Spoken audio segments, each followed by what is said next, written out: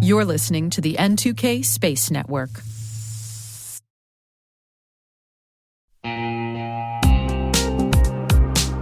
Hey everybody, Dave here. I've talked about Delete Me before, and I'm still using it because it still works. It's been a few months now, and I'm just as impressed today as I was when I signed up. Delete Me keeps finding and removing my personal information from data broker sites, and they keep me updated with detailed reports, so I know exactly what's been taken down. I'm genuinely relieved knowing my privacy isn't something I have to worry about every day. The Delete Me team handles everything. It's the set it and forget it peace of mind. And it's not just for individuals. Delete Me also offers solutions for businesses, helping companies protect their employees' personal information and reduce exposure to social engineering and phishing threats. And right now, our listeners get a special deal, 20% off your Delete Me plan. Just go to joindeleteme.com/N2K and use promo code N2K at checkout. That's joindeleteme.com/N2K, code N2K.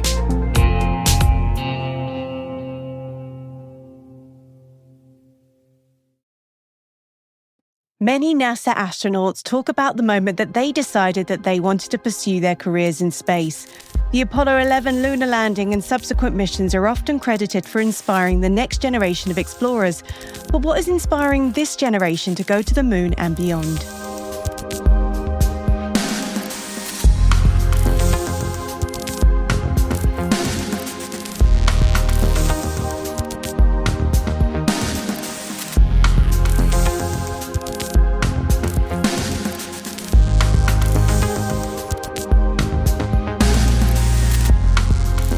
This is T-Minus Deep Space. I'm Alice Carruth.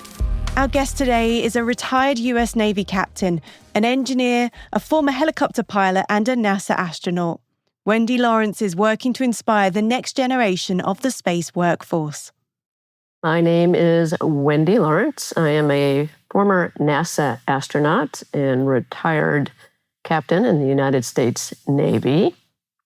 I had the privilege of growing up during the Apollo program. So when you talk to astronauts who are around my age, our answer is pretty simple. It was all about Apollo. It was absolutely incredible to be able to lie on the floor in front of, I'm pretty sure it was our black and white television at home. For me, it was Apollo 11, watching Neil Armstrong and Buzz Aldrin take those very historic first steps. And I like to say to kids, even now, I cannot tell you what it was about watching them. I was mesmerized, eyes glued to the screen. And I had just turned 10 years old. I was growing up in Southern California, pretty much in a single-parent household because my father was a prisoner of war over in the Hanoi Hilton. But I just remember watching them thinking, that's it. That's what I want to do when I grow up. I want to be an astronaut. I want to fly in space. No, I didn't see anybody who looked like me doing that. But about that same time, with my older brother, I was watching every episode of the first Star Trek. So you did see people who looked like you zipping throughout the universe, and that was pretty inspiring as well. But that became the childhood dream. That was the dream that possessed me. I followed family tradition in that my mother's father went to the Naval Academy, became a naval aviator. My dad went to the Naval Academy, became a naval aviator. So I had an opportunity to join the second class of women to attend the United States Naval Academy. Studied engineering, did break family tradition a little bit because I decided I wanted to fly helicopters instead of fixed-wing planes. So I was a Navy helicopter pilot for a while. The Navy sent me to MIT and Woods Hole Oceanographic Institution to get my master's degree. And after a while, I thought maybe I had enough qualifications that NASA might be interested in me. And so I submitted my application. I like to also tell kids that if you want to be an astronaut, it's like any other job. You have to let NASA know that, which means you have to apply. And I got selected in the astronaut class of 1992. And had an opportunity to fly on board the space shuttle for 4 missions. you glossed over all of that really quickly because I feel like there's so much more to it. I mean, your father being in a prisoner of war must have been quite an incredible thing to have to overcome as a child to deal with that. And I understand your father was somehow involved with John Glenn and I believe Alan Shepard. Yeah, kind of glossed over that fact too. So my father went through flight training in the early 1950s, and that was right around the time that the branches of aviation in the military were transitioning to jet aircraft. So my father learned how to fly jets. His first squadron that he was assigned to was out in the San Francisco Bay Area. And he's a new pilot. He's young. He's very inexperienced. And so typically you get paired with somebody who's far more experienced, who's been flying for a while, and you become that person's wingman. So my father happened to be Alan Shepard's wingman. Wow. Then after he finishes that tour in the now kind of towards the mid-1950s, he gets sent to test pilot school at the Naval Air Station in Patuxent River, Maryland. And down the street lived John Glenn and his kids. I wasn't born yet, but my older brother and sister used to play with the Glenn kids. So I do think that was incredibly helpful when I got into my later years of high school, and I'm trying to think, how do I make this dream come true? Because I still very much want to be an astronaut one day. My dad could basically say, well, here's what people I know did. You know, they all finished high school, they went to college, they studied engineering or a science major. Of course, most of his friends had then gone into the military and become pilots, and so that was the path I charted for myself. What an amazing experience to have had that kind of exposure as a child and know that it was within your reach, because a lot of people feel like space in particular is well beyond their reach. They don't know people that are in the industry. They don't know how to even get started. So that's got to be quite a helpful start for somebody like you that wanted to go into that industry. Absolutely, because these were family friends who were up orbiting the planet. So not anybody I had met because I was too young, but people that were talked about in my household. And I bet your father must have been quite a big influence on you as well. You know, you mentioned that you followed his footsteps to be an aviator yourself. I'm assuming he came back from Hanoi. Yes, he did. Yes, in fact, he came back. And then my last 3 years at the United States Naval Academy, he was the superintendent there. So imagine going to college with your dad as the president of the school that you're attending. Left some big footsteps, shoes to fill, but he was also a tremendous role model and example as well. So I benefited greatly from that. That's amazing. You are so fortunate, and what a wonderful thing. And then you glossed over the fact that you had 4 flights on the space shuttle program. I'd love for you to tell me a little bit more about those flights. So space shuttle missions by definition were what we call shorter duration, typically 2 weeks or so. And each mission had major objectives that you needed to accomplish. So on my first mission, which was on board Endeavour, we were an astronomy mission. We had 3 specialized telescopes out in the payload bay for us to do astronomy in the ultraviolet part of the electromagnetic spectrum. So we operated the telescopes 24 hours a day. We split the crew into 2 shifts to do that. I was the flight engineer on that mission, so for me, that also meant I got to be the on-orbit pilot for my shift. So it was my responsibility to input all the maneuvers into the onboard computers that then precisely position the orbiter so the other 2 people in my shift could then operate the telescopes to do our observations. So that was a lot of fun. I had a lot of opportunities just to sit up on the flight deck and look out the window and watch the world go by. Then my next 3 missions went to space stations, and they were incredibly busy. My middle 2 missions went to the Russian space station Mir when it was on orbit. That was part of what we call the Shuttle Mir program, or Phase 1. Basically, it was a preparatory program for the International Space Station program. So it gave NASA an opportunity to start working with the Russian Space Agency in preparation for ISS operations. And then my last mission, STS-114 on Discovery, was the first flight after the Columbia accident. So more than anything, we were a test flight, the first return to flight mission. But we also went up to the International Space Station to do 3 spacewalks while we were there to repair some equipment. And we also delivered a lot of supplies to the station as well. Yes, I remember Columbia very well. I mean, it felt like anybody of a certain age certainly remembers watching that and being absolutely shocked. That must have been a really difficult time to be an astronaut and to put yourself forward for being that next mission going up. Yes, that mission was very different than my previous three in that for much of our training flow, we didn't know exactly what we were going to do to implement the recommendations from the Accident Investigation Board. So it was kind of interesting to work in parallel with people in the shuttle program, the engineers, to try and figure out how are we going to do external inspection? Once we're up in space, how do we look at the entire outside of the orbiter to inspect for any damage? Is that even possible, or do we have to become incredibly creative and figure out a couple of different ways to do that, which is ultimately we had a couple of different ways that we did the inspection. How do we do repair? That's never been done before either. So it was a fascinating training flow from that regard in that, we were doing things for the very first time. It was challenging in that for much of the training flow, we're like, how are we going to do this? Well, I don't know. We're not there yet. So the very last part of the training flow became very, very busy as we finally figured things out and we had to practice the procedures. Yeah, I bet. Well, I mean, space is always about learning. I'm sure it must have been continuously that way when you approached it. Yes, well, that's what I say to kids. Really the challenging part of being an astronaut is everything you have to learn and remember in order to do your job. So you are a student. You are very, very much a student. Nobody shows up having been an astronaut before. So I like to jokingly call it astronaut school, but I emphasize to the kids, just like you're in school right now, I had to go to astronaut school. I had to sit in class. I had instructors. Our tests basically are in the simulator, but we still had examinations that we had to complete, so to speak.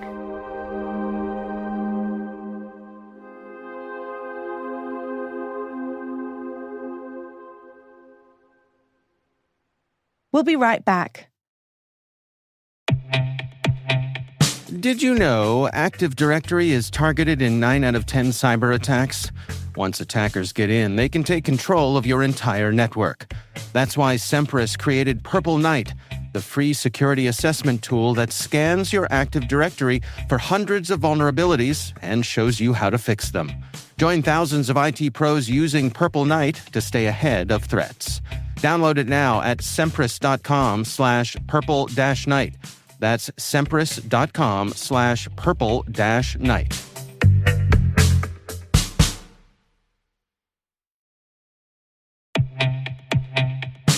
Krogel is AI built for the enterprise SOC, fully private, schema-free, and capable of running in sensitive air-gapped environments.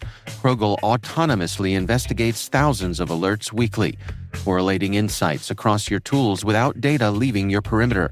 Designed for high availability across geographies, it delivers context-aware, auditable decisions aligned to your workflows. Krogel empowers analysts to act faster and focus on critical threats, replacing repetitive triage with intelligent automation to help your SOC operate at scale with precision and control. Learn more at krogel.com. That's CROGL.com.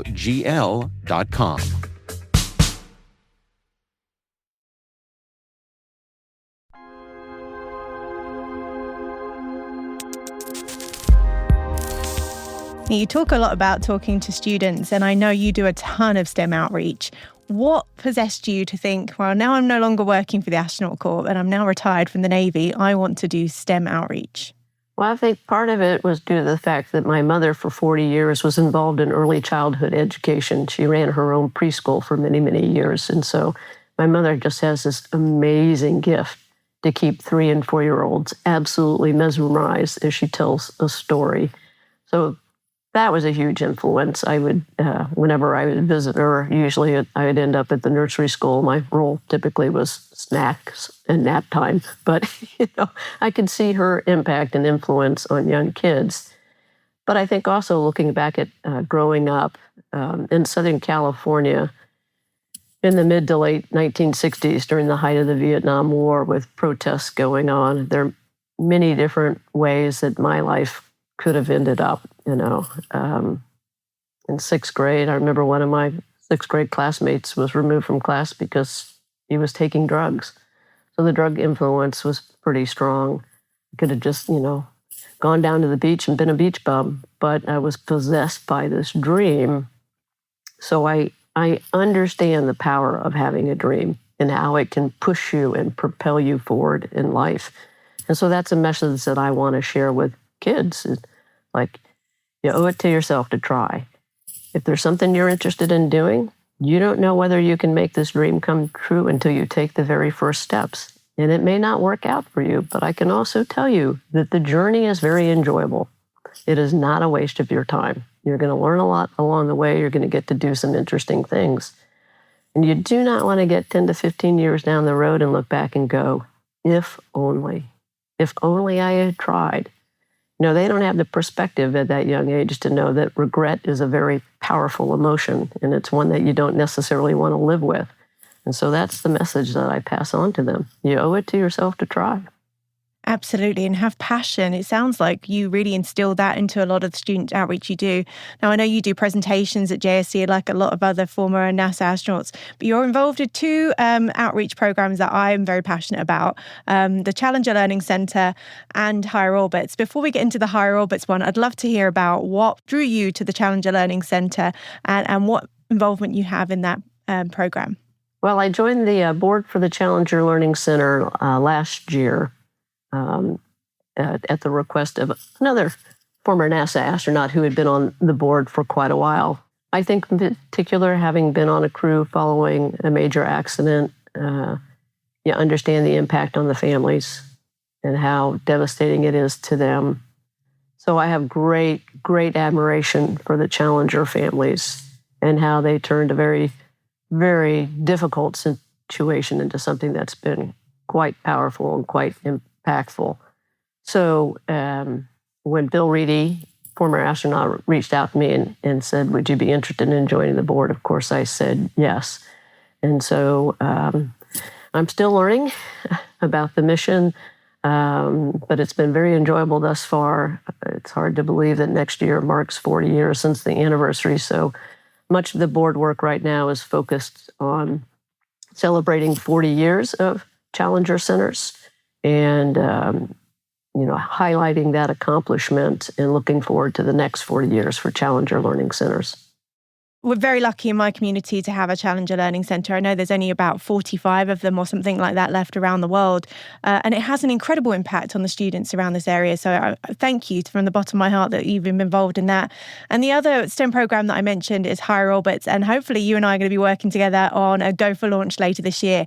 What am I in for? Because I know a little bit about Higher Orbits. I've known of them for many years, but this is going to be my first time being part of that. You're in for a couple of very long days, but you will be amazed at what the students are able to come up with in just those 2 days. Michelle Lucas does just an amazing amazing job of implementing this program. And it's not just a workshop in terms of kids being involved in STEM. It's much more complete than that. I mean, she makes them get up and speak in front of groups. And so morning of day one, you have kids that are just terrified about speaking in public. By the end of day two, as they're presenting their idea for an experiment to fly the space station, they're much more articulate, they're much more confident. And so it's amazing to see that transformation in just, a couple of days. But to me, what Michelle's doing is what STEM education should be. And I like to make this point also to the kids, is like, yeah, we have you sit in classrooms, but there's a purpose behind that. We have got to give you a foundation of knowledge. And it takes time to build that foundation. But once you get to that point, you then have the opportunity to apply what you have been learning. And that's what her workshop does. It gives these kids an opportunity to apply what they've been learning in the classroom. Again, try and come up with an idea of something that could be done on board the International Space Station in their experiment for 30 days. So it's an incredible opportunity for a kid. It's like, hey, you come up with a winning idea, you get to go to the launch, you get to see your experiment go up to space, you get to collect data, analyze it. I mean, this is incredibly unique. I hope you appreciate it. But again, this is STEM education at its best. Apply what you learn, be immersed in it. And the other tremendous benefit, I think, for these kids is they get to make a decision about whether or not they really enjoy doing this sort of work. And so as they finish up their high school years, hopefully their decision is a more informed decision about, hey, I really enjoyed that workshop, trying to come up with, pursue these science concepts or figure out the engineering design behind my experiment.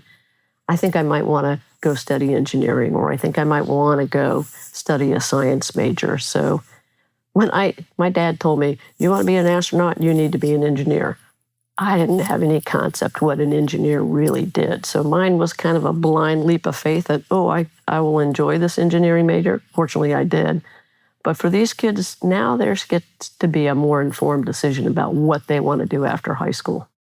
You've done quite a few of these, I'm assuming, by now with Michelle. You must have a story of some of the best experiments that people have come up with, or even the failed ones. What have you ever seen that moment of the spark igniting in one of the students you've worked with?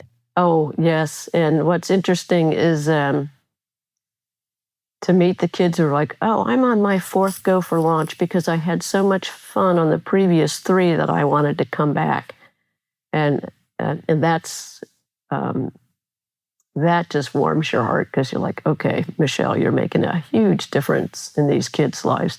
And then to be able to track what they're doing as they finish up into high school and then go on to college. At one of the Go for launches that I did with Michelle at the Kennedy Space Center last summer, I met one of her former Go for launch students who was getting ready to graduate from Embry-Riddle.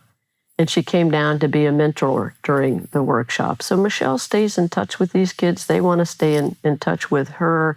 She continues to give them opportunities like go to International Space University in Australia for a week, meet kids from around the world, learn about all these amazing science and engineering concepts, go to the AIAA Ascend conference and stand up on the stage in front of hundreds of people and talk about your experience. And so, yeah, it's fun to see how she becomes their space mom. She wears that title proudly, and the impact that she's having on their lives. What message would you like to give to people that are listening that maybe are interested in perhaps pursuing careers in space, but don't even know where to start? What would you always tell them? If you're interested, take those first steps. Now that we've been involved in space for decades, you have a lot of resources. So reach out. There are communities that you can join and be a part of. You can find people on LinkedIn, Instagram. Depending on whether you're in high school, there are programs like Michelle that you can be a part of. In college, there are internships, but find a way to get that first foot in the door and see whether or not you really like it.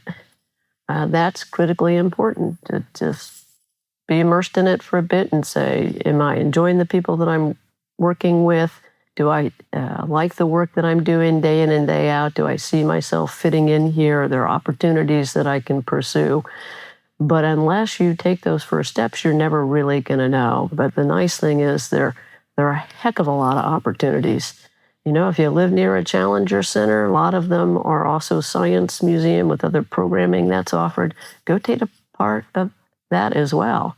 I'll put in a plug for Space Camp. If you have the resources to go spend a week at Space Camp, Michelle will tell you that can be a life-changing experience. For her, it was absolutely life-changing because, as she says, I found my tribe there. And so I'd also say to kids, you've got to find some sort of support system.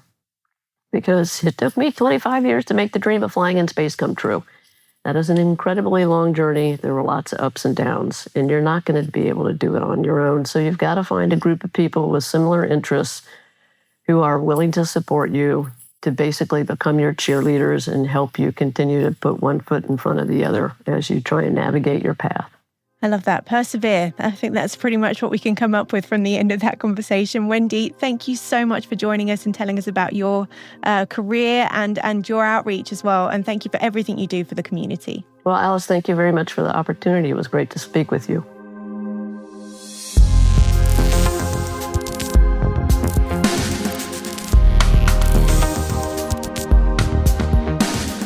That's it for T-Minus Deep Space, brought to you by N2K Cyberwire. We'd love to know what you think of this podcast. Your feedback ensures we deliver the insights that keep you a step ahead in the rapidly changing space industry. If you like the show, please share a rating and review in your podcast app. Please also fill out the survey in the show notes or send an email to space@n2k.com. We're proud that N2K Cyberwire is part of the daily routine of the most influential leaders and operators in the public and private sector, from the Fortune 500 to many of the world's preeminent intelligence and law enforcement agencies. N2K helps space and cybersecurity professionals grow, learn, and stay informed. As the nexus for discovery and connection, we bring you the people, technology, and ideas shaping the future of secure innovation.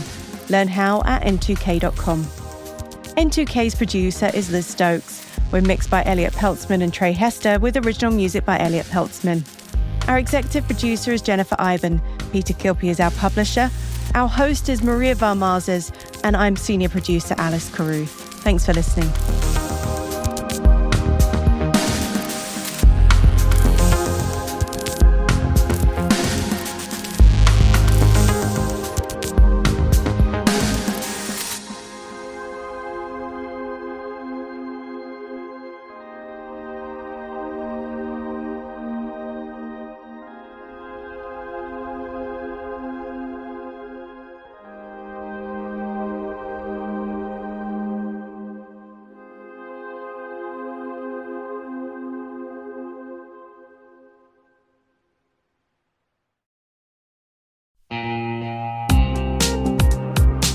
Bad actors don't break in, they log in. Attackers use stolen credentials in nearly 9 out of 10 data breaches, and once inside, they're after one thing: your data. Varonis' AI-powered data security platform secures your data at scale. Across LaaS, SaaS, and hybrid cloud environments, join thousands of organizations who trust Varonis to keep their data safe. Get a free data risk assessment at varonis.com.